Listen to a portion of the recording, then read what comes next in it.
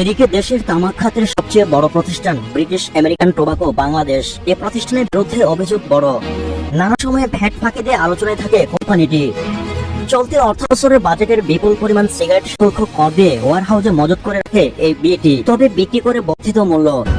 এতে সরকার রাজস্ব হারিয়েছে 210 কোটি টাকা। আদায়ে বিএটিকে কারণ দর্শানোর নোটিশ দিয়েছে এনবিআর এর বৃহৎ করদাতা ইউনিট এলইডি। ভ্যাট বিএলটির উপকৌশল সিগারেট ক্রেতার পাশাপাশি সরকারও হারিয়েছে রাজস্ব।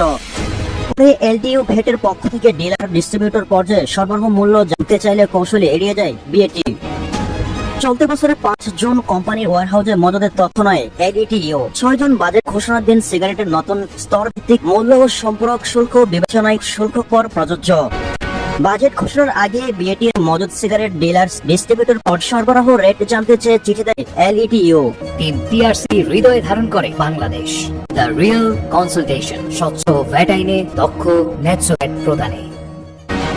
তবে সময়ক্ষেপণ করে সরবরাহ মূল্য এড়িয়ে সরবরাহ সংক্রান্ত হিসাব বিবরণী দাখিল করে নিয়ম অনুযায়ী বাজেট প্রস্তাবের পর সিগারেটের কর ও তবে পুরাতন রেটে শুল্ক কর দিলেও প্রতিষ্ঠানটি সিগারেট বিক্রি করছে নতুন রেটে। ফলে প্রকৃতপক্ষে সরকারের রাজস্ব পাওয়ার কথা ছিল 3,255 কোটি 52,01,427 টাকা।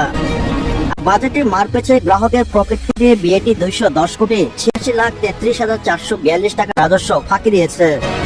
অথচ এনবিআর এর আইন অনুযায়ী সিগারেটের উৎপাদন বা বিক্রেতা নির্ধারিত মূল্য স্তরের অতিরিক্ত মূল্য নির্ধারণ করতে পারবে না। উৎপাদন স্থল থেকে যে মূল্যের উপর শুল্ক কর পরিশোধ করা হয় তার চেয়ে বেশি দামে সিগারেট সরবরাহ করা হলে সেই দামের উপর শুল্ক কর দিতে হবে। এ প্রসঙ্গে জানতে চাইলে বিএটি বাংলাদেশের একজন মুখপাত্রের বরাত দিয়ে দায়িত্বপ্রাপ্ত গণসংযোগ প্রতিষ্ঠানটি জানায়, বর্তমানে আমরা এলটিইউ ভ্যাটের কারণ দর্শানোর নোটিশ পর্যালোচনা করছি। বিষয়টি এলটিইউ ভ্যাট ও বিটি এর জন্য গুরুত্বপূর্ণ, গোপনীয় হওয়ায় বিষয়টি নিয়ে কোনো মন্তব্য করা যাচ্ছে না।